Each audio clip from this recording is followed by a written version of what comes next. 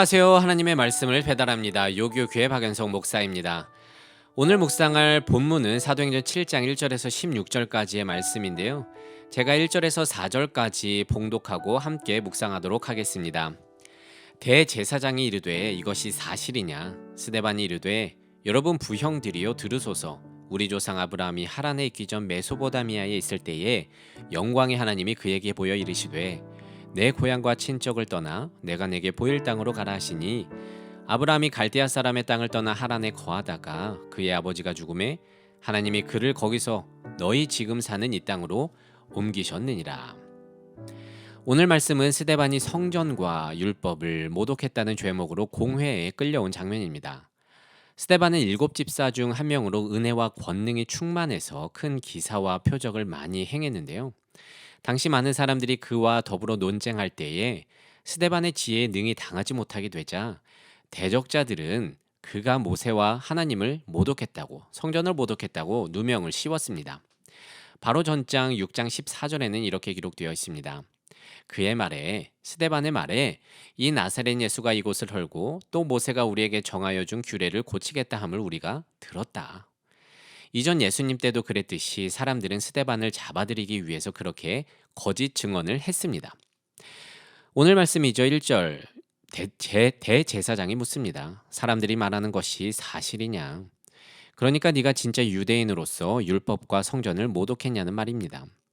근데요, 스데반은요, 대적자들의 거짓 증언을 반박하고 자신의 무죄를 입증해야 하는 그때에 나는 그런 적 없다고 호소하기는커녕 절박한 순간에 말씀을 전하기 시작합니다. 그래서 사도행전 7장은요, 소위 스데반의 설교로 알려져 있는데요. 오늘은 그 전반부의 내용으로 아브라함에서 요셉에 이르는 이스라엘의 역사를 다루고 있습니다. 근데 스데반의 설교는 단순히 이스라엘의 역사를 소개하고자 함이 아닙니다. 대적자들이 말하는 성전의 개념을 믿음의 조상들을 예로 들어 그들이 생각하는 것이 잘못되었음을 알려주는 것이었습니다. 지금 기득권자들은 눈앞에 보이는 성전 그 자체를 신성시했습니다. 이곳에서만 하나님이 계시며 이곳에서만 하나님을 만날 수 있다는 것이죠. 하지만 스데반은 아브라함과 요셉의 얘기를 들어 그렇지 않음을 전하고자 합니다. 아브라함은 하나님을 보이는 성전에서 만난 게 아니다. 하나님은 그가 하란에 있기 전 메소포다미아에 있을 때부터 나타나셨고 그와 교제하셨다. 요셉은 어떻습니까? 형제들이 그를 애굽으로 팔아 넘겼지만 하나님은 성전이 아닌 이방 땅에서 그와 함께 하셨고 은총과 지혜를 주어 총리로 세우셨다. 이와 같이 하나님은 보이는 성전을 넘어 어디서든지 자신의 자녀들과 만났으며 그렇게 주님이 작정하신 그 모든 것이 곧 성전됨을 선포한 것입니다. 근데 이게 맞는 말 아니겠습니까?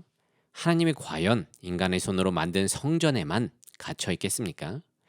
근데 지금 종교 지도자들은 자신의 기득권 유지에만 눈이 먼 나머지 말씀의 진리를 깨닫지도 못한 채 스데반을 정죄하기에만 바빴고 그렇게 전능하신 하나님을 인간의 손으로 만들어 놓은 성전에 가두어 두고 말았습니다. 그런데요, 우리 또한 지금의 종교 지도자들처럼 내 경험과 내 지식에만 사로잡혀서 우리의 생각을 뛰어넘어 역사하시는 하나님을 바라보지 못할 때가 참 많습니다. 그래서 우리가 신앙생활을 하면서도 이거는 안 될 일이야, 못할 거야 라고 하면서 쉽게 포기할 때가 있는데요. 근데 하나님은요, 우리가 만든 성전에 갇힌 분이 아니신 것처럼 우리의 생각 너머에서 주의 일을 이루시는 전능하신 분이라는 것입니다. 근데 우리는 내 편협한 신앙으로 주님을 가둬 놓고 믿을 때가 있는데요. 이게 바로 지금의 종교 지도자들과 비슷한 믿음, 잘못된 믿음이라는 것이죠. 여러분, 우리의 믿음은 이성과 신비로 이루어져 있습니다. 내 생각과 경험 내에서 이해되는 부분도 있고 우리의 능력을 넘어서는 신비의 부분도 있다는 것입니다. 그런데 우리는 종종 내 이성과 사고 속에서만 주님을 가둬놓고 그 이상을 넘어서는 하나님을 외면할 때가, 보지 못할 때가 있는 것 같은데요. 하지만 여러분, 창조주 하나님은요, 여전히 우리 생각 너머에도 계신 분이라는 것입니다. 그렇기 때문에 우리가 힘들고 어려운 상황 속에서도 소망을 품고 살아갈 수 있는 것인데요. 이런 말들이 많이 들리죠. 헬조선이다. 대한민국이 소멸되고 있다. 온난화 지구 때문에 이제 멸망할 것이다.